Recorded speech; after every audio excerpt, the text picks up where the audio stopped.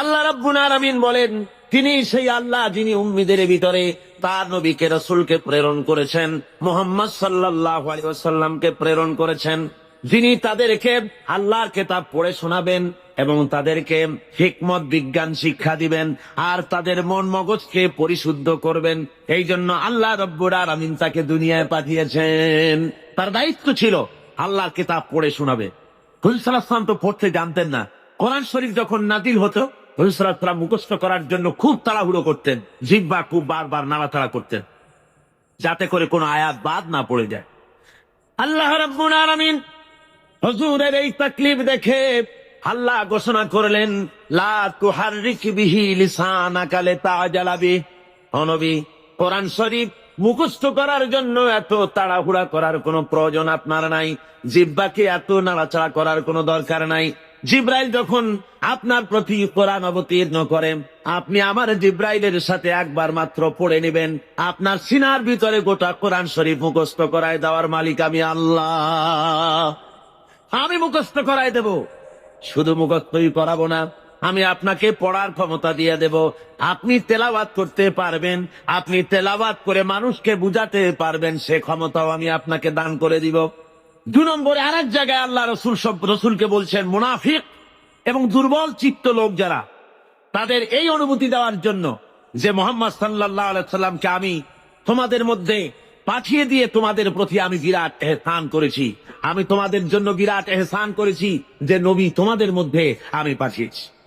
কোরআনে কারীম বলতেছেন এই কথাটি এভাবে, আমি আল্লাহ রাব্বুল আলামিন মুমিনদের উপরে যতটি অনুগ্রহ করেছেন, আল্লাহ মুমিনদের প্রতি যতটি অনুগ্রহ করেছেন যে তিনি মুমিনদের ভেতরেই আল্লাহ রাব্বুল আলামিন মানুষের মধ্য থেকে একজন পয়গম্বর পাঠিয়েছেন এবং তাকে দিয়ে কিতাব শিক্ষা দিয়েছেন, তাদের ব্রেনকে, তাদের মন মগজকে পরিশুদ্ধ করেছেন এবং তাদেরকে কিতাব এবং হিকমত শিক্ষা দিয়েছেন। তৃতীয় আরেকটি জায়গায় আল্লাহ বলেন, নবীকে পাঠিয়েছি তোমাদের জন্য এই জন্যে যে তিনি তোমাদের কিতাব শিখাবেন, তিনি তোমাদের হিকমত দিবেন, তিনি তোমাদের বিজ্ঞান চর্চা করাবেন, তিনি তোমাদেরকে মগজ, তোমাদের ব্রেন পরিশুদ্ধ করবেন এবং তোমাদেরকে সেই কথা জানাবেন যে কথা তোমরা জানো না। অর্থাৎ তোমাদের কাছে সেই জ্ঞান নাই যেই জ্ঞান দিয়ে এই পৃথিবীর বুকে তোমরা শান্তি লাভ করতে পারবে, এই ইহকালীন জীবনে এবং পরকালীন জীবনে, ব্যক্তিতে, পরিবারে ও সমাজে কোথাও তোমরা তোমাদের জীবনের পূর্ণাঙ্গ শান্তি পেতে পারবে না যতক্ষণ পর্যন্ত মুহাম্মদ রাসূলুল্লাহ সাল্লাল্লাহু আলাইহি ওয়াসাল্লামের অনুকরণ তোমরা না করো। হযরতে আয়েশা সিদ্দিকা রাদিয়াল্লাহু তাআলা আনহার খেদমতে কিছু বহিরাগত সাহাবী এসে জিজ্ঞেস করেছিলেন, মা আয়েশা, আপনি আমাদেরকে বলেন হুজুর সাল্লাল্লাহু আলাইহি ওয়াসাল্লামের চরিত্র কেমন, তার আখলাক সম্পর্কে আমারে কিছু শোনান। হযরত আয়েশা বলেন, ওগো সাহাবীরাম, তোমরা কি কোরআন শরীফ পড়ো নাই? ওনারা বললেন, হ্যাঁ কোরআন পড়েছি। হযরত আয়েশা বলেন, মুসলমানেরা, তোমরা যদি কোরআন শরীফ পড়ে থাকো, কোরআন যদি তোমরা পড়তে জেনে থাকো, তাহলে রাসূলের চরিত্র জানার জন্য আমার কাছে কেন এলে? যেটা কোরআন শরীফ তার বাস্তব নমুনা যদি দেখতে চাও, তাহলে আল্লাহর নবী মুহাম্মদ রাসূলুল্লাহর দিকে তাকায়া দেখো। জোরে বলেন সুবহানাল্লাহ। তার মানে হলো যেটা কোরআন শরীফ সেইটাই মুহাম্মদ সাল্লাল্লাহু আলাইহি ওয়াসাল্লাম। কোরআন শরীফ নড়তে পারে না, কোরআন শরীফ হাঁটতে পারে না, কোরআন শরীফ কথা বলতে পারে না, কোরআন শরীফ কাগজের মধ্যে লিপিবদ্ধ একটি কিতাব। কেউ যদি আসল কোরআন দেখতে চায়, কেউ যদি চলমান কোরআন দেখতে চায়, তাহলে সে যেন মুহাম্মদ সাল্লাল্লাহু আলাইহি ওয়াসাল্লামকে দেখে নেয়। আল্লাহর নবীর 23 বছরের জিন্দেগি হলো কোরআনের জিন্দেগি। জোরে বলেন সুবহানাল্লাহ। 30 পারা কোরআন আর নবীর 23 বছরের নবুয়তের জীবন। হুজুর সাল্লাল্লাহু আলাইহি ওয়াসাল্লাম, আল্লাহ রাব্বুল আলামিন তার প্রসঙ্গ উল্লেখ করতে গিয়ে আল্লাহ বলেছেন যে তিনি শুধুমাত্র একজন নবী ছিলেন না, সাথে সাথে নবুয়তের দায়িত্ব তিনি পালন করেছেন এবং তিনি হারাম এবং হালালের বিধান শুধু কোরআন শরীফেই করা হয়নি, মুহাম্মদ সাল্লাল্লাহু আলাইহি ওয়াসাল্লামকেও পাওয়ার দেওয়া হয়েছে হালাল এবং হারামের বিধান তিনিও নির্ধারণ করার ক্ষমতা আল্লাহ তাকেও দিয়েছেন। কোরআন শরীফ বলতেছে, আল্লাহ রাব্বুল আলামিন বলেন, তিনি মানুষকে ভালো কাজের জন্য আদেশ দেন আর মন্দ কাজ থেকে ফিরায় রাখেন, আর হালাল এবং হারাম জিনিসগুলি তিনি বেছে দেন, নির্ধারণ করে দেন। সুতরাং কোরআন শরীফের মধ্যে হালাল হারামের বিধান আল্লাহ যা দিয়েছেন এখানেই শেষ নয়, মুহাম্মদ সাল্লাল্লাহু আলাইহি ওয়াসাল্লামকেও আল্লাহ রাব্বুল আলামিন লেজিসলেটিভ পাওয়ার তাকেও দান করেছেন, অর্থাৎ আইন তৈরি করার তিনি শারে ছিলেন, শরীয়ত প্রণয়নকারীও ছিলেন। জোরে বলেন সুবহানাল্লাহ। বিরাট ক্ষমতা আল্লাহ তাকে দান করে দিয়েছিলেন। মুহাম্মদ আল্লাহর কথা মানা যেমন ফরজ, মুহাম্মদ সাল্লাল্লাহু আলাইহি ওয়াসাল্লামের কথা মানা শুধু নফল নয়, সুন্নাত শুধু নয়, বরং আরো বেশি। আল্লাহর কথা মানা যেমন ফরজ, মুহাম্মদ সাল্লাল্লাহু আলাইহি ওয়াসাল্লামের কথা মানা তেমন ফরজ। কেমন করে হলো তা? হয়েছে এইভাবে, আল্লাহ রাব্বুল আলামিন তিনি ঘোষণা করেছেন, তোমাদের রাসূল তোমাদের জন্য যা আনয়ন করেছেন, তিনি যা তোমাদেরকে দিয়েছেন তা তোমরা গ্রহণ করো, আর যা নিষেধ করেছেন তার থেকে তোমরা ফিরে থাকো। রাসূল যেটা নিষেধ করেছেন তা করা হারাম, যা আদেশ করেছেন তা পালন করা ফরজ। আল্লাহ তার রাসূলকে এভাবে করে ক্ষমতা দিয়ে দিলেন, তাকে বিচারক হিসাবে আল্লাহ বানাইছেন দুনিয়ার ভিতরে। সোশ্যাল জাস্টিস, সামাজিক সুবিচার প্রতিষ্ঠার জন্য আল্লাহ তার দায়িত্ব দিলেন। আল্লাহ বলছেন, হে নবী, আমি সত্য সহকারে আপনাকে পাঠিয়েছি, আপনি আপনার উপরে যে কিতাব অবতীর্ণ করেছি সেই কিতাব দিয়ে আপনি মানুষের উপরে বিচার ফায়সালা করবেন, আর মানুষের সামনে আপনি আমার কোরআন দিয়ে বিচার ফায়সালা করবেন, যেটা আমি আপনার প্রতি অবতীর্ণ করেছি। আল্লাহর আইন দিয়ে মানুষের উপরে শান্তি প্রতিষ্ঠা কিভাবে হতে পারবে সেটা আপনি আমার কোরআন দিয়ে মানুষের সামনে সেট করবে। সুতরাং মুহাম্মদ সাল্লাল্লাহু আলাইহি ওয়াসাল্লাম যে ফায়সালা দিয়েছেন, যে আইন দিয়েছেন মানুষের চলার ব্যাপারে, অর্থনীতি, সমাজনীতি, রাজনীতি, এমন কোন ব্যাপার নাই যে ব্যাপারে হুজুর কথা বলেননি। হুজুরের ফয়সালা যদি কেউ না মানে, মুসলমান দাবি করার পর যে ব্যক্তি পড়ল লা ইলাহা ইল্লাল্লাহু মুহাম্মাদুর রাসূলুল্লাহ, তার দায়িত্ব হলো, মুমিনের দায়িত্ব হলো রাসূলের হুকুম শুনলো আর সাথে সাথে মাথা পেতে দেবে।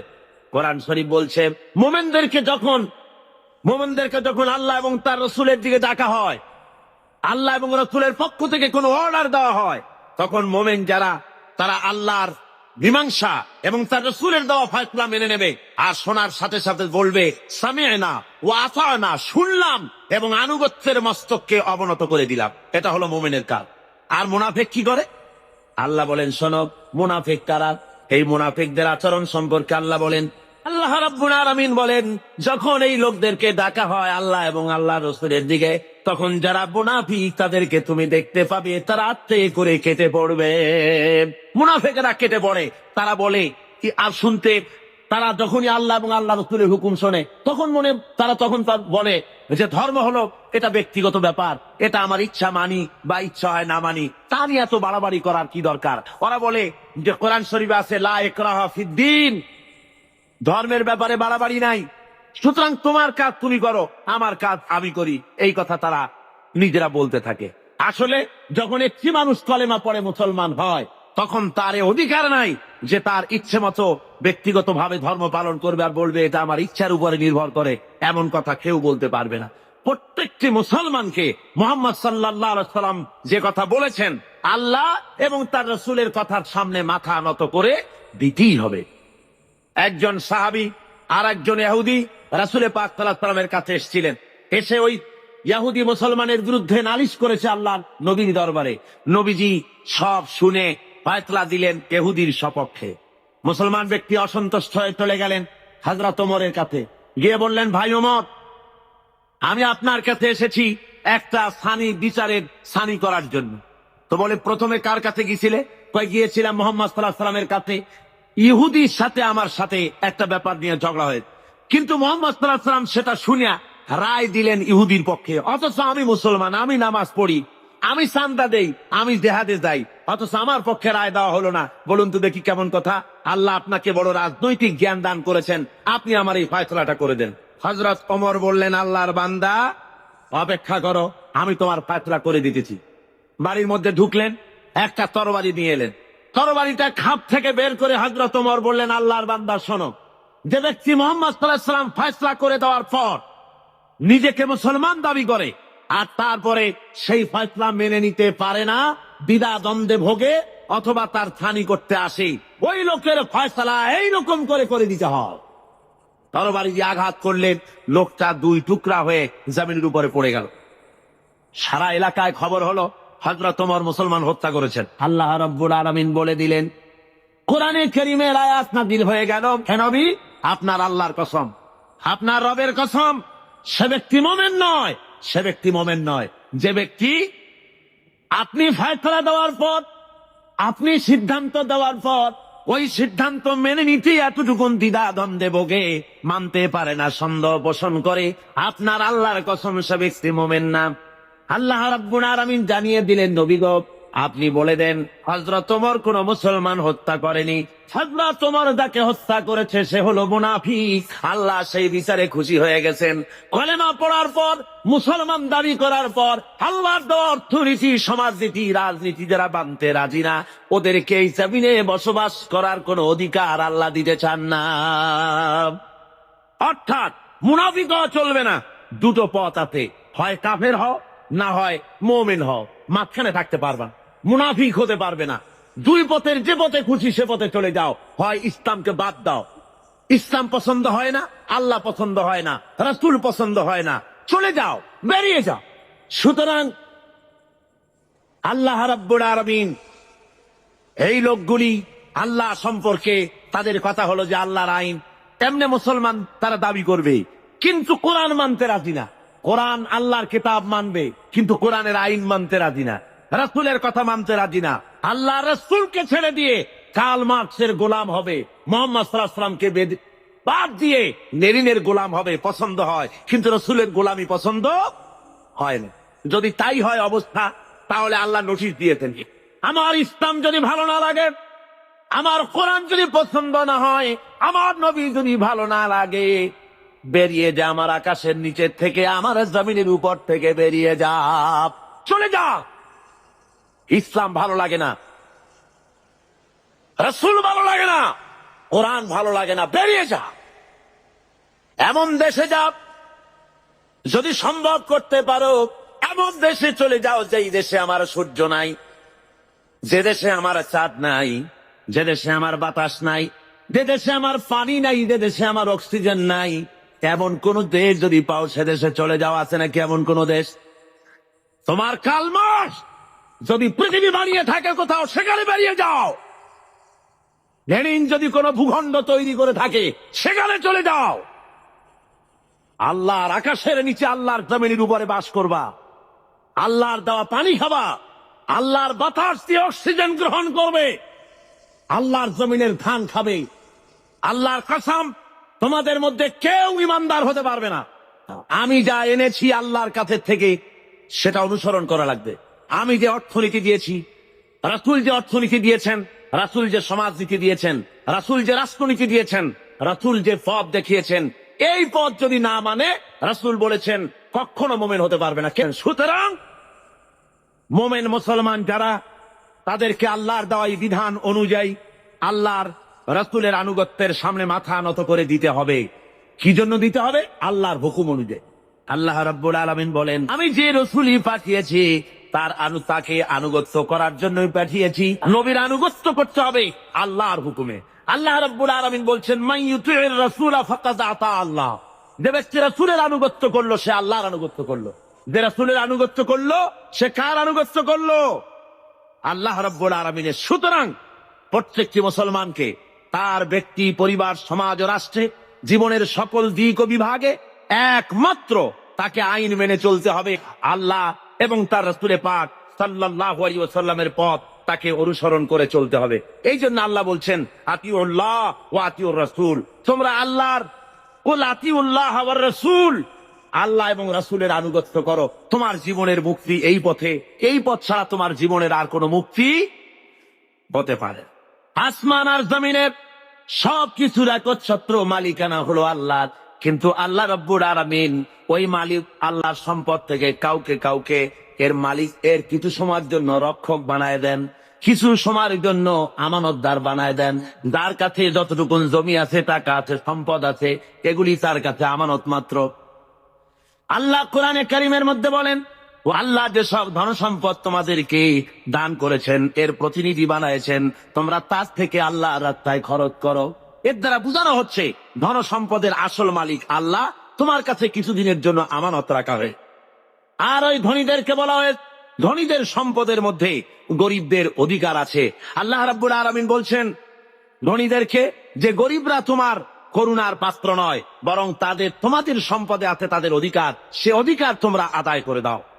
এবারে আল্লাহ রাব্বুল আলামিন এভাবে করে কোরআনের মধ্যে বারবার এই কথা বলেছেন, ওয়ানফিকু মিম্মা রাযাকনাকুম, আমি তোমাদেরকে যে রিজিক দান করেছি তার থেকে তোমরা খরচ করো গরিব জনসাধারণের জন্য। প্রশ্ন উঠলো, হে রাসূল কি খরচ করব? আল্লাহ জবাবটা শিখাই দিলেন। আল্লাহ রাব্বুল আলামিন বলেন, নবী হে, আপনাকে প্রশ্ন করা হয় কি খরচ করব, আপনি বলে দেন প্রয়োজনের অতিরিক্ত জিনিস আল্লাহর রাস্তায় খরচ করে দাও, যেটা তোমার কাজে লাগছে না, তোমার ব্যক্তিগত এবং তোমার পরিবারের জন্য রেখে বাকি জিনিসটা তুমি আল্লাহর রাস্তায় মানুষের জন্য, গরিবদের জন্য খরচ করে দাও। তিরমিজি শরীফের হাদিসের মধ্যে এসেছে, আল্লাহ রাসূল বলেছেন মানুষের প্রত্যেকটি আদম সন্তানের খাওয়া পড়া, শিক্ষা, চিকিৎসা, বাসস্থান, এই জিনিসগুলির গ্যারান্টি আল্লাহ রাব্বুল আলামিন দিয়ে থাকেন, ইসলামী সরকার দিয়ে থাকে। ইসলাম অর্থনৈতিক নিরাপত্তার জন্য যেসব ব্যবস্থা গ্রহণ করেছে তার সবচাইতে বড় কথা হলো সমাজের কর্মক্ষম ব্যক্তি যারা কাজ করতে পারে না তাদের রুজির জন্য তারা পরিশ্রম করবে, যারা কাজ করতে পারে তারা পরিশ্রম করবে। এটা হলো ইসলামের কথা। কোরআনে কারীমের মধ্যে সূরা জুমায় একথা বলা হয়েছে, فَإِذَا قُضِيَتِ الصَّلَاةُ فَانتَشِرُوا فِي الْأَرْضِ وَابْتَغُوا مِنْ فَضْلِ اللَّهِ وَاذْكُرُوا اللَّهَ كَثِيرًا لَعَلَّكُمْ تُفْلِحُونَ। আল্লাহ রাব্বুল আলামিন বলেন, নামাজ পড়া যখন হয়ে গেল, ফাইযা কুদিয়াতিস সালাত ফান্তাশিরু ফিল আরদ, নামাজ পড়া যখন হয়ে গেছে এখন আর ঘুমায় থেকো না, বেরিয়ে যাও, কলে কারখানায়, খেতে খামারে, অফিসে আদালতে কাজ করো। জোরে বলেন সুবহানাল্লাহ। ইসলাম কাদের ট্রেনিং দেয়, বসে থেকো না, নামাজ পড়া হয়েছে বেরিয়ে যাও। হাদিস শরীফে এসেছে, ইযা সাল্লাইতুমুল ফজরা ফালা তানুমু আন তালবি আরযাকিকুম, যখন ফজরের নামাজ পড়া হয়ে গেল ঘুমায়ও না, ফালা তানুমু, ঘুমায়ও না, বেরিয়ে যাও, কল কারখানা, খেতে খামারে, অফিসে আদালতে উৎপাদন বাড়াও, কাজ করো, নিজের জন্য পরিশ্রম করো, অন্যের জন্য পরিশ্রম করো। হুজুর বলেছেন সেই ব্যক্তির মতো হতভাগ্য আর কেউ নাই যে নিজের জন্য পরিশ্রম করে না, অন্যের জন্য পরিশ্রম করে না, তার মতো হতভাগ্য আর কেউ হতে পারে না। ইসলাম কাজের কথা এভাবে বলেছেন, আর বলেছেন কি, এই কাজটা যখন করবে তখন কিন্তু আমাকে ভুলে যেও না, আমার কথা মনে রেখো। যখন তুমি কাজে বেরোবে, আমার ফাইদা কুদিয়াতিস সালাত ফান্তাশিরু ফিল আরদ ওয়াবতাগু মিন ফাদলিল্লাহ ওয়াযকুরুল্লাহা কাসীরান লাআল্লাকুম তুফলিহুন, যখন তোমরা রুজি তালাশের জন্য বেরোবে তখন আমার জিকির বেশি বেশি করে করবে। কার জিকির? আল্লাহর জিকির। তার মানে এটা নয় যে অফিসে বসে আল্লাহু আল্লাহ করবেন, তারপরে জমিনে গিয়ে আল্লাহু আল্লাহ করবেন মুখে মুখে শুধু, তা না। জিকির মানে স্মরণ। জিকির মানে কি? এর মানে হলো আপনি যখন অফিসে বসবেন, আল্লাহ বলেন এটা তোমার রুজি কামাইয়ের জায়গা, অফিসে বসে যতক্ষণ থাকবে তখন আমাকে স্মরণ করবে। আমি যদি তোমার স্মরণে থাকি তাহলে বাম হাতের ইনকাম করা সম্ভব হবে না। হযরতে ওমর ফারুক রাদিয়াল্লাহু তাআলা আনহুর জামানায় যাকাত কালেক্টররা যাকাতের টাকা নিয়ে এসেছে, এসে বলছি, হে আমিরুল মুমিনিন, এই নিন, এই টোপলাটা হলো যাকাতে। আচ্ছা ওইটা কি? ওই যে ছোট টোপলাটা? ওইটা হলো আমার হাদিয়া, লোকেরা আমাকে দিয়ে। হযরত ওমর বলছেন ওটাও জমা দাও। এটা তো আমাদের লোকেরা হাদিয়া দিয়েছে, যাও না জমা দাও। এরপরে আমি তোমার চাকরি বাদ দিয়ে দিলাম, এখন যাও দেখি তোমার কেটে হাদিয়া দেয়। তার মানে ওইটা দিয়েছে তোমার চাকরির জন্য। সুতরাং ঘুষ খাওয়া হলো হারাম। ঘুষ খাওয়া কি? হারাম। আল্লাহ রাব্বুল আলামিন বলেন, যখন তুমি কল কারখানায়, খেতে খামারে, অফিসে যখন বসবে, আমার জিকির বেশি করে করবে, আমাকে স্মরণে রাখবে, তাহলে কোন ক্রমে তুমি ঘুষ তোমার বাম হাতের ইনকাম করতে পারবে না। আমার ভয় অন্তঃকরণে তোমার আসবে। এখন যে গভর্নমেন্ট ক্ষমতায় আছেন, সেই গভর্নমেন্ট প্রথমে যখন ক্ষমতায় আসেন, এসেই তারা আসবার আগেই ঘোষণা করেছিলেন যে দুর্নীতির বিরুদ্ধে আমরা জিহাদ ঘোষণা করেছি, দুর্নীতির বিরুদ্ধে। এই ঘোষণার পর তারা ক্ষমতা এলেন। এর কদিন পরেই আমার মাহফিল ছিল বাইতুল মোকাররমে, তো ঘোষক সেখানে উপস্থিত, বোঝেন তো কে? তো আমি সেখানে বললাম মোনাজাতের মধ্যে যে আল্লাহ, যারা আজকে দুর্নীতির বিরুদ্ধে জিহাদ ঘোষণা করে ময়দানে এলেন, এরাই যেন কিয়ামতের দিন দুর্নীতির দায় আসামি হয়ে তোমার কাঠগড়ায় না দাঁড়ায়। আবার আজকে দেখা গেল সমাজের অবস্থা, যারা দুর্নীতির বিরুদ্ধে জিহাদ ঘোষণা করে এলেন, দুর্নীতি মনে হয় কোন সমাজের এমন কোন একটি রন্ধ্র নাই যেখানে দুর্নীতি আজ না ঢুকেছে। কি কন ঠিক কিনা? সমাজের পরতে পরতে সর্বস্তরে রন্ধ্রে রন্ধ্রে ঘুষ, অনাচার, ব্যভিচার ঢুকে গিয়েছে। এই জন্য আল্লাহ বলছেন, আমি যদি স্মরণে থাকি তাহলে এই অন্যায় অবিচার করা তোমার পক্ষে সম্ভব হবে না। আল্লাহ রাব্বুল আলামিন এরপরে যারা কাজ করতে পারেন তাদের কি, যারা কাজ করতে পারে না, উপার্জনে অক্ষম যারা, তাদের জন্য আল্লাহ রাব্বুল আলামিনের রাসূল পাক সাল্লাল্লাহু আলাইহি ওয়াসাল্লাম বলেছেন যে যারা কাজ করতে পারে তারা কর্ম কাজে, যারা শক্তি নাই তাদের প্রয়োজন তারা মিটিয়ে দেবে। ওয়ায়াকফুলু গানিয়ুহুম ফাকিরাহুম, তাদের সমাজের ধনীরা তারা গরিবদের খাবারের বন্দোবস্ত করবে, তাদের অভাব অভিযোগ প্রয়োজনকে মিটিয়ে দেবে। আল্লাহ রাব্বুল আলামিনের নবী বলেন, সেই ব্যক্তি মুমিন নয়, সেই ব্যক্তি মুমিন নয়। 3 বার বললেন। সাহাবায়ে কেরাম জিজ্ঞেস করলেন, ইয়া রাসূলুল্লাহ, কোন ব্যক্তি মুমিন নয়? হুজুর বলেন, যে ব্যক্তি পেট পুরে আহার করার পর ঘুমায় গেল, এই কথা জানার পরে যে তার প্রতিবেশী না খেয়ে আছে, এই কথা জানার পরে যে ঘুমায় গেল। আল্লাহ নবী বলেন, সে যত নামাজি আর যাই কিছু হোক না কেন, আল্লাহর কাছে সে মুমিন বলে চিহ্নিত হতে পারবে না। এর চাইতে উন্নত মানের কথা এই পৃথিবীতে আর কেউ বলতে পেরেছে? বলুন, কি বলেন? আর কেউ বলতে পেরেছে? আর কেউ বলতে পারেনি। রাসূল পাক সাল্লাল্লাহু আলাইহি ওয়াসাল্লাম বলেছেন, আইয়ু রাজুলিন মাতা দিয়ান বাইনা আগনিয়া ফাকাদ বারিয়াত মিনহুম জিম্মাতুল্লাহি ওয়া রাসূলি। আল্লাহর নবী বলেন, কোন ধনাঢ্য এলাকার ভিতরে কোন গরিব মানুষ যদি মারা যায়, কোন মানুষ যদি না খেয়ে মারা যায় কোন ধনাঢ্য এলাকার ভিতরে, তাহলে ওই এলাকার ধনী ব্যক্তিদের সঙ্গে আল্লাহর সাথে এবং তার রাসূলের সাথে কোনো সম্পর্ক থাকবে না, সমস্ত সম্পর্ক বিচ্ছিন্ন হয়ে যাবে। জোরে বলেন নাউজুবিল্লাহ। কোন ধনীতে এলাকায় যদি গরিব না খাইয়া মরে যায়, তাহলে ওই এলাকার ধনীদের সাথে আল্লাহর কোনো সম্পর্ক বাকি থাকবে না। রাসূল পাক সাল্লাল্লাহু আলাইহি ওয়াসাল্লাম এ কথা স্পষ্ট করে বলেছেন। তাই তো আমরা দেখেছি মুহাম্মদ সাল্লাল্লাহু আলাইহি ওয়াসাল্লাম যখন ক্ষমতায় ছিলেন, হুজুর বলেছেন, অর্থাৎ রাষ্ট্রীয় ক্ষমতায়, হুজুর বলেছেন, খায়রুল কুরুনে কারনি, সর্বশ্রেষ্ঠ যুগ হলো আমার যুগ। জোরে কোন সুবহানাল্লাহ।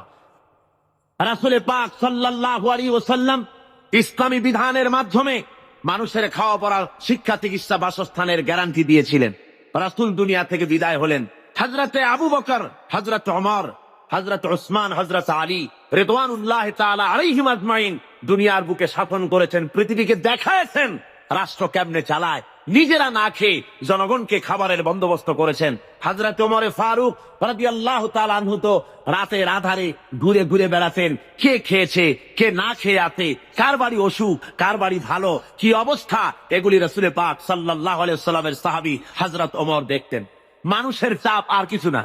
আমি আর ওদিকে লক্ষ্য করবেন না, এদিকে লক্ষ্য করেন। আমি তো আপনাদের নিয়ে জিহাদের ময়দানে যাব। কোথায় যাব? তো এই রকমের একটা আওয়াজ শুনে, যদি মানুষের চিল্লানি আওয়াজ শুনে যদি ওদিক ফিরে তাকান, তাহলে আপনাদের নিয়ে জিহাদের ময়দানে যাওয়া যাবে? কি বলে? সাহসী হতে হবে, দুর্জয় সাহসী হতে হবে। এখানে আর কিচ্ছু নাই, মানুষের বসা ছাড়া আর কোনো কিছু হওয়া সম্ভব নয়, যেহেতু এটা কোরআনের মাহফিল। কিসের মাহফিল? জোরে বলেন, কিসের মাহফিল? সুতরাং লোকেরা বসতে জায়গা পাচ্ছে না বলে প্রচন্ড ভিড়ে মানুষের অসুবিধা হচ্ছে, আর কিছুই না। আপনারা লক্ষ্য করুন, হযরত ওমর ফারুক রাদিয়াল্লাহু তাআলা আনহু রাষ্ট্রপ্রধান, আর রাসূল এমন রাষ্ট্রপ্রধান বানিয়েছিলেন, একদিকে রাষ্ট্রের প্রধান আর একদিকে মসজিদের ইমাম। জোরে বলেন সুবহানাল্লাহ। রাষ্ট্রপ্রধান তিনি হবেন, সেই এলাকার সবচাইতে বড় মসজিদে ইমামতিও তাকে করতে হবে, সে যোগ্যতা থাকা লাগবে। কেমন রাষ্ট্রপ্রধান? আমিরুল মুমিনিন হযরত ওমর ফারুক রাদিয়াল্লাহু তাআলা আনহু। মানুষের একদিকে আমিরুল মুমিনিন রাষ্ট্রপ্রধান, আর একদিকে দুয়ারে দুয়ারে ঘুরে বেড়াচ্ছেন, কে খেতে পারতেছে কে খেতে পারতেছে না, সব ঘুরে ঘুরে তিনি দেখতেছেন। একবার তিনি এক মুসলমান বাহিনী, ইসলামী বাহিনী যুদ্ধ করতে গেছে, জিহাদের ময়দান থেকে ফিরে আসতেছে তারা, তিনি খবর নেওয়ার জন্য এগিয়ে গেলেন। খবর নেওয়ার জন্য এগিয়ে গিয়েছেন, প্রতিমধ্যে এক বুড়ির সঙ্গে দেখা। বুড়ি জিজ্ঞেস করেন, ভাই মিয়া, তুমি কি জানো হযরত ওমর কোথায় গেছে? হযরত ওমর পথে নিজের পরিচয় দেওয়া সঠিক মনে করলেন না। তিনি বললেন যে ওমর এই দিকে গেছে, নিজের দিকে দেখালে। বুড়ি মনে করছে ওই দিকে গেছে। হযরতে ওমরের কথার পর বুড়ি বলছে, পথিক তুমি কি জানো ওমর কেমন আছে? কয় হ্যাঁ জানি তো, ভালো আছেন। কয় তুমি তো বলছো ভালো আছে, আমি বলি ওমর নিপাতটা। হযরত ওমর বললেন, মা তা কেন? কয় যে আমি আজকে 3-4 দিন পর্যন্ত বাইরের থেকে এসেছি, আমি মদিনার লোক না, তো আমি এখানে আছি, খলিফার কাছেও যেতে পারি না, আর আমিও আমার খাবার ঠিক মতো পাই না। সেই জন্য অসন্তুষ্ট হয়েছি যে তিনি বলেছেন ফোরাতের কুলে যদি একটি ছাগল একটি কুত্তাও যদি মারা যায় না খাইয়া, আমি ওমর দায়ী হব। তা আমি তো মানুষ, আমি তো খাবার পেলাম না, সেই জন্য আমি অসন্তুষ্ট হয়েছি। তারপর হযরত ওমর বলছেন, বুড়িমা তুমি ওমরের উপরে খুব নারাজ হয়েছে দেখা যায়। তো হযরত ওমর তো খুব ব্যস্ত, যুদ্ধ চলতেছে বাইরে, আর সমস্ত জিনিস নিয়ে তিনি খুব ব্যতিব্যস্ত আছেন। তা তুমি কি হলে ওমরের প্রতি খুশি হও? বুড়ি বলছে, তোমাকে তো খুব ওমর ভক্ত লোক বলে মনে হয়, তা দাও তো দেখি আমাকে এতগুলো দিনার, তাহলে আমি খুশি হই। হযরত ওমর পকেটে হাত দিয়েছেন সে পয়সাগুলি বের করার জন্য। এমন সময় যে এলাকায় মুসলমানেরা যুদ্ধ করতে গিয়েছিলেন, সেই এলাকা থেকে তারা ফিরে এসে প্রতিমধ্যে হযরত ওমরকে দেখে বলছেন, আমিরুল মুমিনিন খলিফাতুল মুসলিমিন, আল্লাহ ফকর যে আল্লাহ আমাদেরকে জয়ী করেছেন। শুনে বুড়ি যখন শুনল যে আমিরুল মুমিনিন, সে ভয়তে থরথর করছে, সর্বনাশ, হযরত ওমরের সামনে আমি বলছি যে ওমর নিপাত যা। বুড়ি তখন করজোরে বলছে, আমিরুল মুমিনিন আমি বুঝতেই পারি নাই, ভুল করেছি, আপনার সামনে আপনার নিপাত কামনা করেছি, আমি বুঝি নাই, আমারে আল্লাহর হস্তে মাফ করে দেন। হযরত ওমর বলেন, বুড়ি মাফ করা লাগবে না, আমার উল্টা মাফ চাই না, বরং আমি মাফ চাই। তুমি বলার আগে আমি যে তোমার ক্ষুধার খবর নিতে পারি নাই, এই জন্য তুমি কিয়ামতের ময়দানে আল্লাহর দরবারে আমারে তুমি আসামি বানাইও না। ভাইরা আমার, ইসলাম যাকাতের মাধ্যমে এবং পারস্পরিক দানের মাধ্যমে মানুষের দরিদ্রতা দূর করার ব্যবস্থা করেছে। হযরত ওমর ইবনে আব্দুল আজিজ রাহমাতুল্লাহ আলাইহির যুগে বাজারে বাজারে শহরাত করা হতো, যাকাত কে নেবে, যাকাত কে নেবে, একটা লোক যাকাত নেব আমি, এইরকম লোক পাওয়া যায় নাই। জোরে কোন সুবহানাল্লাহ, লোক পাওয়া যায়নি। হযরত ওমর ইবনে আব্দুল আজিজ রাহমাতুল্লাহ আলাইহির জামানায় একটা লোক অনেকগুলি যাকাতের সৎকার টাকা নিয়ে ঘুরতেছেন, কারে দেবে, গরিব তালাশ করতেছে। তালাশ করতে করতে 3 দিন হয়ে গেছে, পায়নি। শেষ পর্যন্ত মরুদ্যানের ভেতরে বসে জিমোচ্ছে। এমন সময় দেখে যে আর একটা লোক সেখানে আসছে, গায়ের জামা কাপড় ময়লা, বিরাট একটা গাচ্ছি। তারে বলছে, আসসালামু আলাইকুম ভাই, আল্লাহ মেহেরবানি আপনারে পাইয়া গেছি, আমি আজকে 3 দিন পর্যন্ত সৎকার টাকা নিয়ে ঘুরতেছি, কারে দেবো কোনো লোক পাই না, আপনার মতো একটা গরিব লোক পাইয়া গেছি, আপনি দয়া করে আমার টাকাগুলি নিয়ে আমারে বাঁচা। ওই লোকটা বলছে, মিয়া তোমার মাথায় স্ক্রু ঢিলা টিলা নাকি? তুমি কি মনে করছো আমার ওই টোপলার মধ্যে ছেঁড়া খাতা? আমার টোপলার তোমার ওর মধ্যে কয় টাকা? কয় যে এত। তা আমারটা গুনিয়ে দেখো, তোমারটার চাইতে অনেক বেশি। তুমি ঘুরছো 3 দিন, আমি ঘুরেছি 1 সপ্তাহ। পুরা এলাকায় সৎকার টাকা নিতে পারে এমন গরিব খুঁজা পাইলাম না। জোরে বলেন সুবহানাল্লাহ, জোরে বলেন সুবহানাল্লাহ। এটা কিসের বরকতে হয়েছে? ইসলামের বরকতে। জোরে বলেন কিসের বরকতে? ইসলামের বরকতে। আল্লাহ রাব্বুল আলামিনের হাবিব বলেন, তুখাযু মিন আগনিয়াইহিম ওয়া তুরাদ্দু আলা ফুকারাইহিম, ধনীদের কাছ থেকে যাকাত নাও আর গরিবদের কাছে দিয়ে দাও। যদি যাকাত দিতে কেউ অস্বীকার করে, তাহলে হাফেজ ইবনে হাজার আসকালানী রাহমাতুল্লাহ আলাইহি তিনি বুখারীর শারহ ফাথুল বারীর মধ্যে তিনি লিখেছেন, ফামানিম তানিয়া উখিযাত মিনহু কাহরান, অর্থাৎ যদি কেউ যাকাত দিতে গভর্নমেন্টের হাতে অস্বীকার করে, জবরদস্তি করে তার কাছ থেকে যাকাত আদায় করে নাও। যাকাত দিতেই হবে বাই হুক এন্ড ক্রুক, গভর্নমেন্টের হাতে। তাই বলে এই বর্তমান হাজী সাহেব গভর্নমেন্টের হাতে না। বর্তমান গভর্নমেন্ট আইন করেছেন, যাকাত বোর্ড গঠন করেছেন। আমি প্রেসিডেন্টের সামনে বলেছি, সেই গভর্নমেন্টের হক নাই, অধিকার নাই যাকাত আদায় করার, যে গভর্নমেন্ট নামাজ কায়েম করে না। আল্লাযীনা ইম্মাক্কান্নাহুম ফিল আরদ আকামুস সালাত ওয়া আতাউস যাকাত ওয়া আমারু বিল মা'রুফ ওয়া নাহাউ আনিল মুনকার। আল্লাহ রাব্বুল আলামিন বলেন, আমি যদি মানুষকে, মুমিনদেরকে যদি ক্ষমতায় দেই, 4খানা কাজ করবে। কয়খানা বলুন? মোমেন ব্যক্তিদের যদি কাজ আমি ক্ষমতা দেই, 4টা কাজ করবে। প্রথম কাজ হলো, প্রথম নম্বরে নামাজ আদায় করবে, নামাজ কায়েম করবে, নামাজ প্রতিষ্ঠা করবে। অর্ডার দিয়ে দিবে নামাজ পড়তে হবে বাধ্যতামূলক। কোন অফিসার, কোন স্কুল, কোন কলেজ, কোন ইউনিভার্সিটি নামাজের অর্থে চলতে পারবে না। নামাজের সময় বন্ধ করে দিতে হবে, বা জামাত নামাজ আদায় করবে মুসলমান, তারপরে আবার কাজ শুরু করবে। এর নাম ইসলামী স্টেট। রাষ্ট্রপ্রধান গোটা দেশের সবকিছুর জন্য তাকে দায়ী হতে হয় এবং জনগণের খেদমত করার জন্য প্রস্তুতি নিতে হয়। আর এই পথ একমাত্র দিতে পারে ইসলাম, আর কেউ দিতে পারে না। সেই জন্য ইসলাম এই জাকাতের ভিত্তিতে, জাকাত ব্যবস্থার মাধ্যমে জনগণকে ইসলামের পথ দেখিয়েছে, তাদেরকে অভাব অভিযোগ দূর করেছে, খাওয়া পড়া, শিক্ষা, চিকিৎসা, বাসস্থানের গ্যারান্টি দিয়েছে। এই ব্যবস্থা আর কেউ দিতে পারেন। আল্লাহ রাব্বুল আলামিন কোরআনে কারীমের মধ্যে বলেন, কায়লা ইয়াকুনা দুলাতাম বাইনাল আগনিয়াই মিনকুম, তোমাদের কিছু সংখ্যক ধনীদের হাতে যেন সম্পদ পুঞ্জীভূত হয়ে না থাকে, গুটি কয়েক ধনীদের কাছে যেন সম্পদ পুঞ্জীভূত হয়ে না থাকে, বরং তা স্প্রেড করে গোটা সমাজের মধ্যে যেন যাকাত সদকার আকারে তা যেন ছড়িয়ে যায়। আল্লাহ রাব্বুল আলামিন বলেন, কিয়ামতের দিন জাহান্নামীদেরকে প্রশ্ন করা হবে, ইয়াতাসাআলুনা আনিল মুজরিমিন মা সালাকাকুম ফি সাকার। জাহান্নামীদেরকে জিজ্ঞাসা করা হবে, কেন তোমরা আজকে জাহান্নামে এলে? ওরা জবাবে বলবে, ক্বালু লাম নাকু মিনাল মুসাল্লিনা ওয়া লাম নাকু নুতঈমুল মিসকিন। ওরা বলবে, আমরা নামাজ আদায় করতাম না, আর আমরা ফকির মিসকিনদেরকে খেতে দিতাম না, এই কারণে জাহান্নামে এসেছি। এই আয়াত দ্বারা প্রমাণ হলো জাহান্নামে মানুষ যত কারণে যাবে তার মধ্যে 2টা কারণ হলো বড়। কয়টা কারণ বড়? 2টি কারণ বড়। একটি হলো নামাজ আদায় না করা, 2 নম্বর হলো এতিম মিসকিন গরিবদেরকে খেতে না দেওয়া। যদি এভাবে করা হয়, এ কারণে আল্লাহ তাদের জাহান্নামে দিবেন।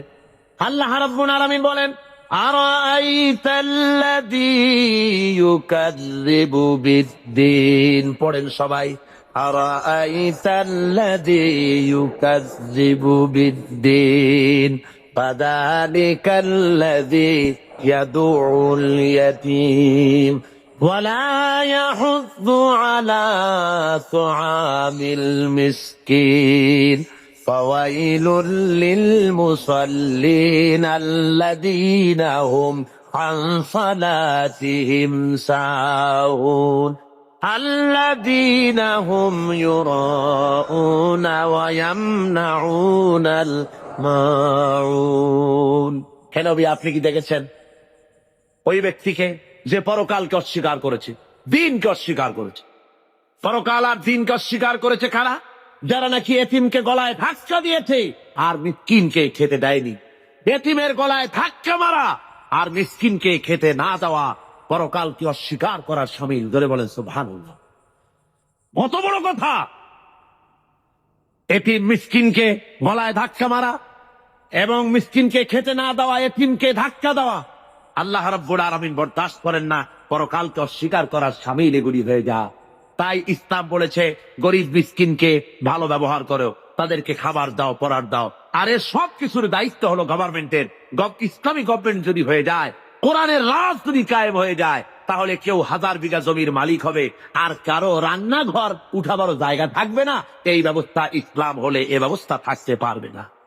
সুতরাং শহরের, দেশের সবচাইতে ভালো বাড়ি দিতে প্রেসিডেন্ট থাকবেন, ভালো ভালো বাড়িগুলিতে মন্ত্রীরা থাকবেন, জেলার সবচাইতে ভালো বাড়িতে কমিশনার বা ডিসি থাকবেন, আর জনগণ থাকবে কুড়ে ঘরে, থাকার জায়গা নাই। Kamalapur rail station, Chittagong rail station, স্টেশনে কোন রকম করে মাথা গুজে থাকবে। ইসলাম এই ব্যবস্থা করে না।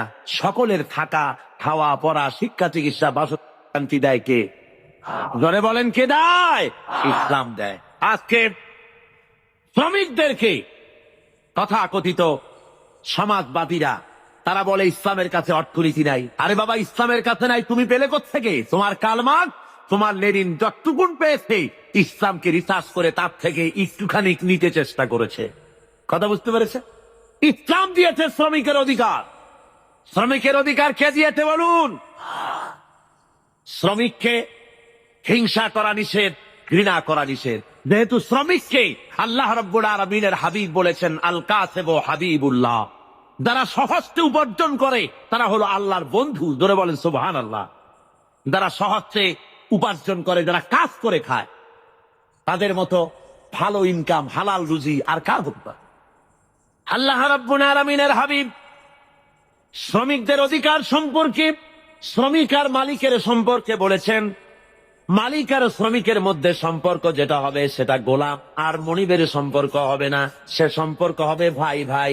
মনিব মালিক শ্রমিকের, মিলের মালিক এবং শ্রমিক দুজনের মধ্যে সম্পর্ক হবে ভাই ভাইয়ের সম্পর্ক। হুজুর বলেছেন তোমরা যেমন খাবে তাদেরকে তেমন খাওয়াবে, তোমরা যেমন পড়বে তাদেরকে তেমন পড়াবে, তোমরা যেমন থাকবে শ্রমিকদেরকে তেমন থাকার ব্যবস্থা করে দাও। ইসলাম বলেছে, দুনিয়ার আর কেউ বলতে পারেনি। ইসলামের ব্যবস্থা নিজের মানুষের সামনে পরিষ্কার করে দেখিয়েছে। রাসূল পাক সাল্লাল্লাহু আলাইহি ওয়াসাল্লাম বলেছেন শ্রমিকের গায়ের ঘাম শুকিয়ে যাওয়ার আগে তার ন্যায্য প্রাপ্য বুঝিয়ে দাও। কোন পারিশ্রমিক ঠিক না করে কোন শ্রমিককে কাজে লাগিও না, পারিশ্রমিক আগে ঠিক করে নাও। সুতরাং শ্রমিকদের মধ্যে, মনিবের মধ্যে কোনো ক্লাসে স্ট্রাগল হতে পারে না, মালিকের মধ্যে কোনো ক্লাসে স্ট্রাগল হতে পারে না যদি খাওয়া পড়ার এই ব্যবধান যদি না থাকে, সব যদি সমান করে দেওয়া হয়। এই ব্যবস্থা ইসলাম করেছিল। আজকে ইসলামী স্টেট না থাকার কারণে আমার দেশের মধ্যে, আমার দেশের ছেলেপেলেরা ইসলামকে না বুঝে তারা ভিন্ন পথে পরিচালিত হচ্ছে। তারা মনে করতেছে যে সমাজতন্ত্রের মাধ্যমে বুঝি শান্তি আসবে, ইসলাম বাঁচাতে পারবে, আর কেউ বাঁচাতে পারবে না এই পৃথিবীকে। এই পৃথিবীকে বাঁচাবার জন্য একমাত্র ইসলাম। সুতরাং ইসলাম ছাড়া অন্য কোন মতবাদ মানতে আমরা রাজি না। কি বলেন আপনারা, রাজি? ওরা বলে সব সমান করে দেব। আমার বিরুদ্ধে তারা অভিযোগ তোলে আমি সমাজতন্ত্রের বিরুদ্ধে কথা বলি, কমিউনিস্টদের বিরুদ্ধে কথা বলি। কমিউনিস্টদের বিরুদ্ধে তো কথা বলতেই হবে, যেহেতু তারা আল্লাহকে মানে না। কমিউনিস্টরা কি মানে না বলুন, জোরে বলেন, কি মানে না? কমিউনিস্টরা নাস্তিক, তারা আল্লাহকে অস্বীকার করে। মার্কস এন্ড এঙ্গেলস এই বইয়ের ভিতরে 385 পৃষ্ঠায় এর মধ্যে লেখা হয়েছে যে ধর্ম হলো একটি, ধর্ম মানুষেরা নিজেরা তৈরি করেছে, ধর্ম বলতে আসলে কোনো জিনিস নাই। কার্ল মার্কস তার on step forward to step back বইয়ের মধ্যে লিখেছেন ধর্ম হলো মানুষের জন্য আফিম।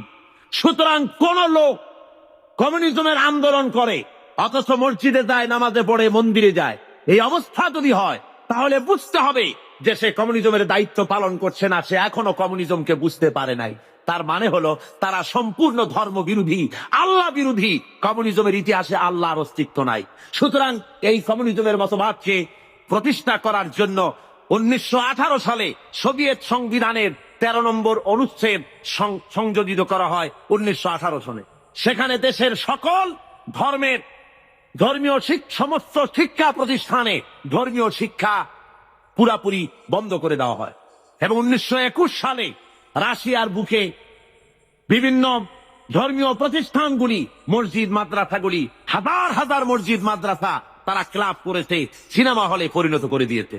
1924 সালে তারা রাশিয়ান সরকারের অধীনে সেখানে গডলেস অ্যাসোসিয়েশন হয়, অর্থাৎ খোদাদ্রোহী, খোদা মানে না নাস্তিকদের সমাজ সেখানে তৈরি হলো। এবং তারা একই বছরে হাজার হাজার আলিমদেরকে, মুসলমানদেরকে সেখানে তারা জবাহ করলো। রাশিয়ার ভিতরে মসজিদ মাদ্রাসা যেখানে ছিল, আপনার আজ থেকে অন্তত অক্টোবর বিপ্লবের পূর্বে আমার কাছে এই রাশিয়ানদের বিপ্লবের বইপত্র বহুত আছে। সেই বইপত্র থেকে আমি সংগ্রহ করেছি, আপনারাও পড়তে পারেন। রুশ, ভারত, বাংলাদেশ একটি বই আছে, বাংলাদেশে বেরিয়েছে। এছাড়া অনেক অথেন্টিক বই আমার কাছে আছে রাশিয়া সম্পর্কে।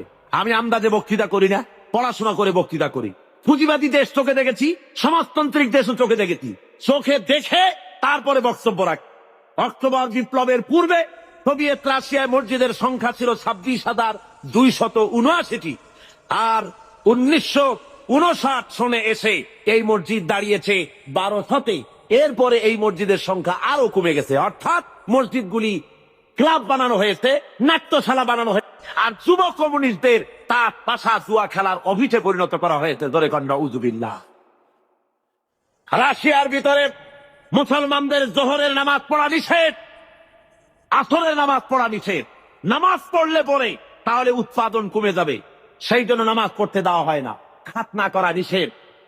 হজ তো করতেই পারে না, হজ করার কোনো সুযোগ তাদের কাছে নাই, যেহেতু ব্যক্তি মালিকানা নাই, হজ করবে কেমনে?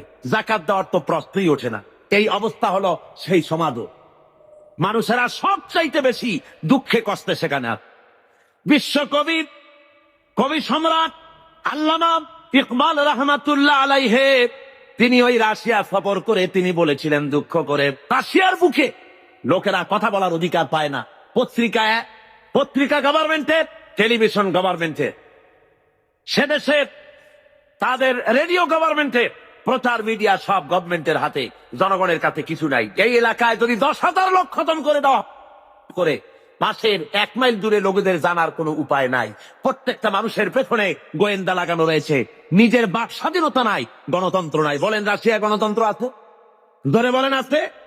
কোরিয়ায় গণতন্ত্র, আপনার যেসব জায়গায় সমাজতন্ত্র প্রতিষ্ঠা হয়েছে সেসব জায়গায় কি গণতন্ত্র আছে? নাই। আমাদের দেশে এই গণতন্ত্রের বুলি নিয়ে কমিউনিস্টরা ময়দানে নেমেছে, গণতন্ত্রের সত্তাবরণে তারা কাজ করতে চাচ্ছে। আসলে তারা হলো ইসলামের সবচাইতে বড় দুশ্মন। ইসলামের সবচাইতে বড় দুশ্মন কারা? ধরে বলেন সবচাইতে বড় দুশ্মন কারা? তারা সুযোগ খুঁজতেছে, সুযোগ পেলেই তারা মুসলমানদের উপরে আক্রমণ করবে, আফগানিস্তানের মতো দশা ঘটিয়ে ছাড়বে। তারা মুসলমানদের ধোঁকা দেওয়ার জন্য।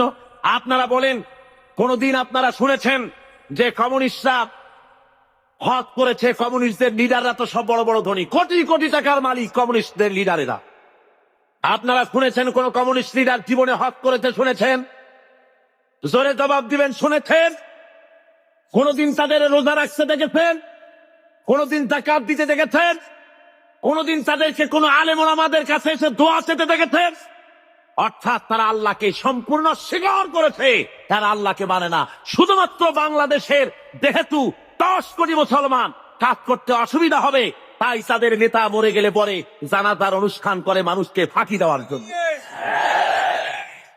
তাদের নেতা মারা গেল আর জানাজার জন্য বাইতুল মুকাররমের সমস্ত টুপি খরিদ হয়ে গেল। বাইতুল মুকাররমে আর টুপি ছিল না, সব টুপি তারা কিনলো। কেনার পরে চলে গেল জানাজার নামাজ পড়ার জন্য। জানাজা পড়তে গেল, পড়াই গেল যাদের কাছে নামাজ নাই, রোজা নাই, আল্লাহ পরকালের চিন্তা নাই। হ্যাঁ, জানাজা পড়তে গেছে, পথে মধ্যে পেশাব আসলো, প্যান্টের বোতাম খুললো আর ব্রাশ ফায়ার মেরে দিল। প্যান্টে লাগে গেল, ধোয়া নাই, মশা নাই। ওই অবস্থায় জানাজায় দাঁড়ায় গেছে আল্লাহু আকবার। যেমন জাতের মুদ্দর তেমন জাতের মুক্তাদি দাঁড়ায় গেছে, দাঁতে কপালে হয়ে যাক মুদ্দারে। আর এমন জানাজা পড়াবার জন্য ইমামের অভাব হয় না আমার দেশে। কমিউনিস্টদের জানাজা পড়া হারাম, কমিউনিস্টরা কাফের। দুনিয়ার আক্ষেপ স্পষ্টভাবে আমি বলছি, শুনে রাখো। চট্টগ্রামের 20 চট্টলার মুসলমানেরা, দুনিয়ার সমস্ত আলেম, মুফাসসির, মুহাদ্দিস একমত, কমিউনিস্টরা কাফের। আমাদের দেশে যারা আওয়ামী লীগ করে তারা মুসলমান। তারা আওয়ামী লীগের ভিতরে বহু লোক আমি দেখেছি হজ করে, নামাজ পড়েছে, তাহাজ্জুদের নামাজও পড়ে, তারা আল্লাহ বিশ্বাস করে। তাদের রাজনৈতিক চিন্তার সাথে আমাদের মিল না হতে পারে, কিন্তু তারা মুসলমান। কিন্তু মনে রাখতে হবে, এরা মুসলমান ঠিকই, কিন্তু কমিউনিস্টরা যে কাফের এতে কোনো সন্দেহের অবকাশ। তারা আল্লাহ মানে না, তারা রাসূল মানে না। যদি আল্লাহ রাসূল মানে তাহলে কার্ল মার্কসের মতবাদ কেন মানে জিজ্ঞাসা করি। সুতরাং আজ মুসলমানদেরকে ঐক্যবদ্ধ হতে হবে।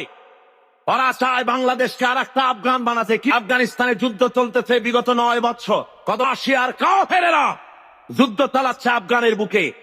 আফগানের মুসলমানেরাও কম না, আলহামদুলিল্লাহ পড়েন। আফগান মুজাহিদিনরা এ পর্যন্ত প্রায় 70 থেকে 80 হাজার রাশিয়ার কাফের সৈন্যদেরকে জাহান্নামের টিকিট করে পাঠিয়ে দিয়ে আল্লাহ রাব্বুল আলামিন মুসলমানদেরকে মদত করে থাকেন যারা আল্লাহর কাছে মদত চায়। সুতরাং ওরা চায় দেশকে আফগান বানাতে। আমি বলি মুসলমানদেরকে, মুসলমানেরা, আফগানের মুসলমানেরা পালাবার জায়গা পেয়েছে। 50 লক্ষ আফগানি মুসলমানেরা আজ পাকিস্তানে আশ্রয় নিয়েছে। রাশিয়ান কাফেরেরা, কমিউনিস্ট কাফেরেরা যদি মুসলমানদের উপরে বাংলাদেশে আফগান স্টাইলে বিপ্লব শুরু করে দেয়, তোমার পালাবার কোনো জায়গা আছে নাকি বলো? জোরে বলেন, পালাবার জায়গা আছে? একটা জায়গা আছে। কোথায়? বঙ্গোপসাগর। আত্মহত্যা করতে হবে। সুতরাং আমার দেশের আজাদী, আমার দেশের স্বাধীনতা রক্ষা করার দায়িত্ব এদেশের মুসলমানদের। কাদের দায়িত্ব? ওরা মুক্তিযোদ্ধাদের ব্যবহার করতে চায়। মুক্তিযোদ্ধারা এদেশের মর্যাদার পাত্র। জোরে কোন আলহামদুলিল্লাহ। দেশকে তারা স্বাধীন করেছেন। এর মধ্য থেকে কয়েকটা ভাগ হয়ে, একটা ভাগ সরকারের সাথে চলে গেছে, একটা ভাগ বিভিন্ন রাজনৈতিক দলে চলে গিয়ে, একটা ভাগ কমিউনিস্টদের দলে একটা ভাগ চলে গিয়ে, তারাও তার নাম দিয়েছে মুক্তিযুদ্ধ চেতনা বিকাশ কেন্দ্র। আর তখন ইসলামের আওয়াজ আসে, তখন তারা বলে মুক্তিযুদ্ধের চেতনা বহির্ভূত কাজ হচ্ছে। বলে না? জোরে বলেন, বলে না? ইসলাম মুক্তিযুদ্ধের চেতনা বহির্ভূত নয়, বরং স্বাধীনতা সংগ্রামের সময় যদি একথা লোকের জানা থাকতো যে দেশে সমাজতন্ত্র প্রতিষ্ঠার আন্দোলন চলবে, স্বাধীনতা আন্দোলনে মুসলমানের অংশগ্রহণ করতো না। জোরে বলেন ঠিক কিনা? এদেশের লোকেরা পশ্চিমা শক্তির বিরুদ্ধে লড়াই করেছে, জালিমদের বিরুদ্ধে লড়াই করেছে, সমাজতন্ত্র প্রতিষ্ঠার জন্য লড়াই করে নাই। আমার আজকের মাহফিলে বাংলাদেশ মুক্তিযোদ্ধা সংসদের সেক্রেটারি জেনারেল আপনাদের সামনে স্পষ্ট করে বলেছেন, তিনি আমার কাছে একথা বলেছেন যে কাবা শরীফের গিলাফ ধরে দোয়া করেছি, আল্লাহ স্বাধীনতার পতাকা যেমন উড়াইছি, বিপ্লবের পতাকা উড়াবার তৌফিক দিও আল্লাহ। কমিউনিজমের সাথে মুসলমানের সংঘর্ষ ছাড়া আর কিছুই হতে পারে না। সমাজতন্ত্রের সাথে কমিউনিজমের সাথে মুসলমানের ইসলামের কোন মিতালি কিয়ামত হয়ে যেতে পারে। সূচের ছিদ্র দিয়া উট চলে যেতে পারে, কমিউনিস্টদের সাথে ইসলামের সাথে কোনো সম্পর্ক হতে পারে না। সুতরাং মুসলমানেরা, কমিউনিস্টদের জনসভায় দেওয়া হারাম, কমিউনিস্টদের মিছিলে যোগ দেওয়া হারাম, তাদেরকে 4 পয়সা সহযোগিতা করা হারাম। আজকে আমার কাছে খবর এসেছে, ওরা গতকাল কমিউনিস্টরা মিটিং করেছে আমার উপরে হামলা করার জন্য।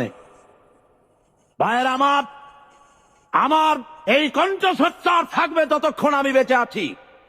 আমার উপরে যদি হামলা করা হয় আর আল্লাহ রাব্বুল আলামিন যদি আমার শাহাদাতের দরজা নসিব করেন, তাহলে আল্লাহর কাছে দোয়া থাকবে, আয় আল্লাহ তোমার কোরআন আমার সামনে, শাহাদাত যদি আমার নসিব হয়, আমার রক্ত যেন লেলিহান শিখা হয়ে কমিউনিস্টদের জ্বালিয়ে পুড়িয়ে আর খার করে কলেমার পতাকা যেন উড়িয়ে দেয়।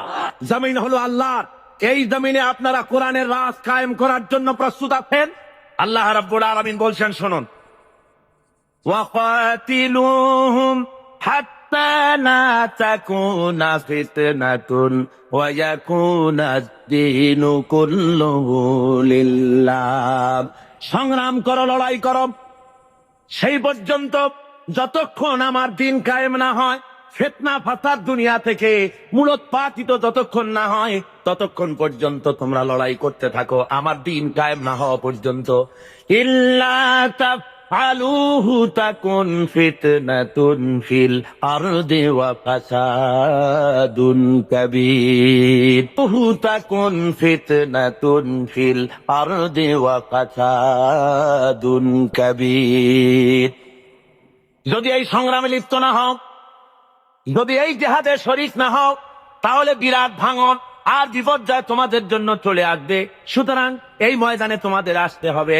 এটা হলো শাহাদাতের ময়দান। এই ময়দানে আসতে পরে আল্লাহর দিন কায়েমের জন্য যদি চেষ্টা করেন, তাহলে রক্ত দেওয়া লাগে, জান দেওয়া লাগে, মাল দেওয়া লাগে।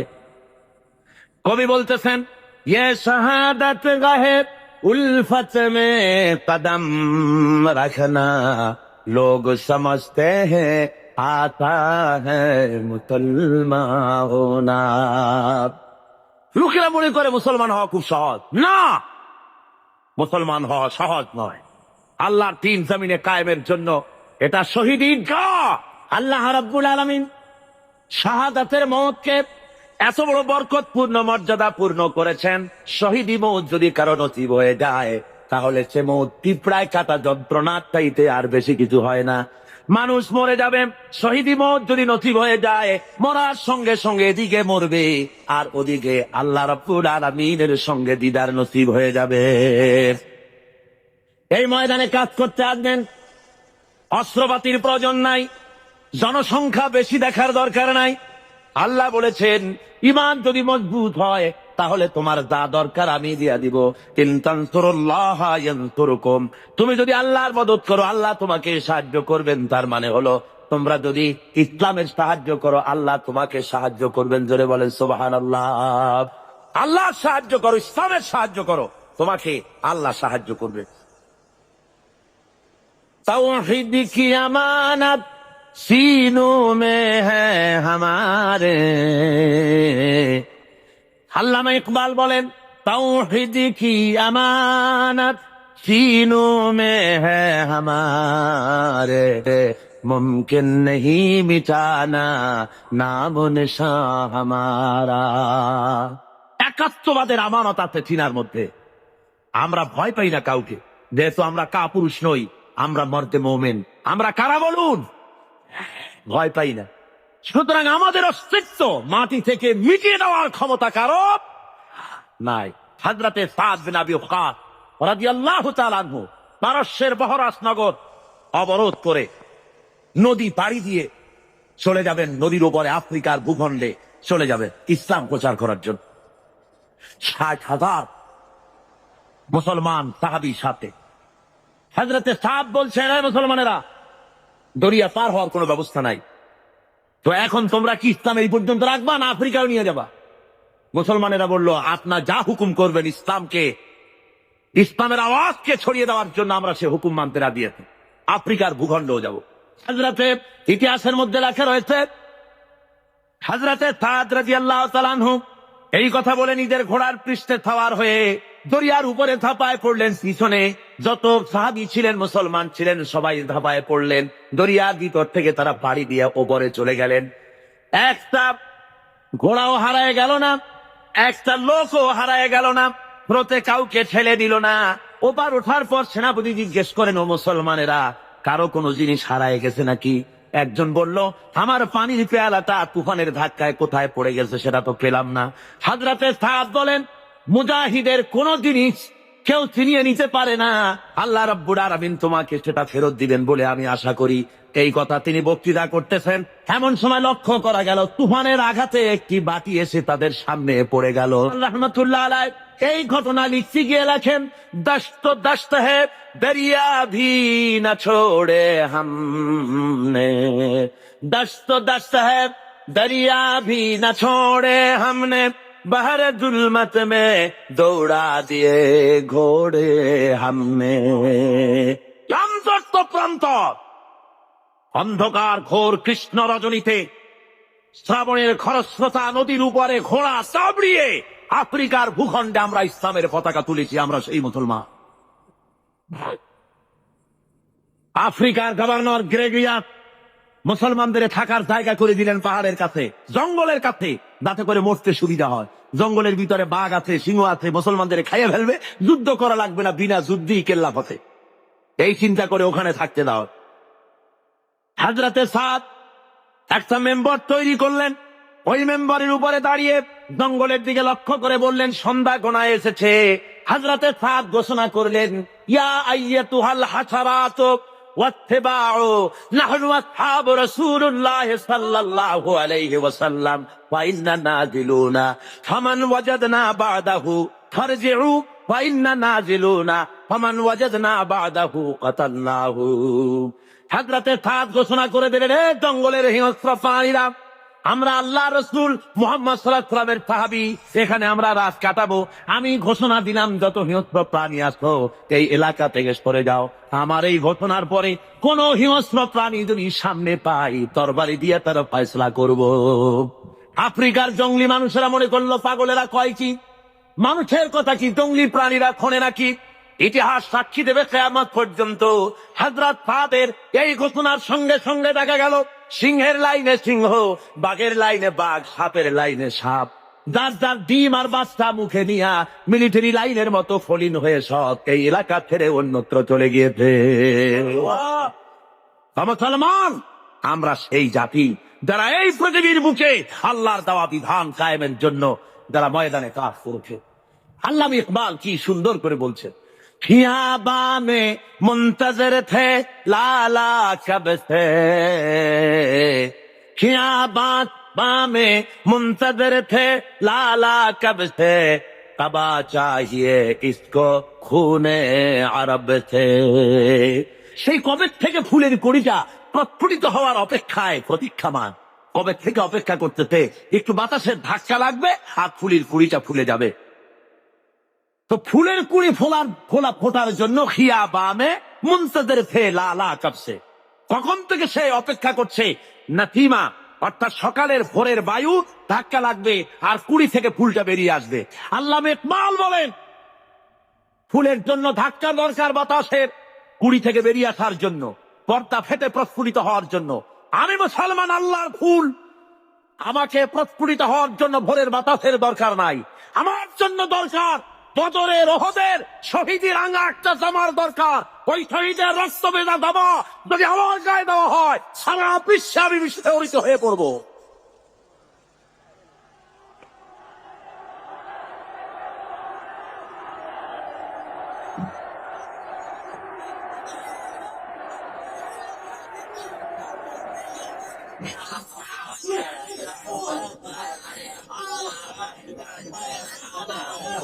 ভাইরা আমার, এই জন্য আজকে মুসলমানদের সামনে ইতিহাস পড়ে আছে, কোনো ভয় নাই। নারীর সতীত্বের হেফাজতের জন্য, নারীর নির্যাতন থেকে নারীকে বাঁচাবার জন্য, শ্রমিকের অধিকার ফিরিয়ে দেওয়ার জন্য, দুঃখ দারিদ্র দূর করার জন্য, সমাজে আল্লাহর দেওয়া বিধান প্রতিষ্ঠার জন্য একটাই পথ, সে পথ হলো ইসলাম কায়েম করা। কি পথ? ইসলামের কোন বিকল্প আছে ধরে বলেন আপনি? কোনো বিকল্প নাই। এই রাস্তায় কাজ করতে হবে, আর কাজ করলেই আল্লাহর মতো পাওয়া যাবে।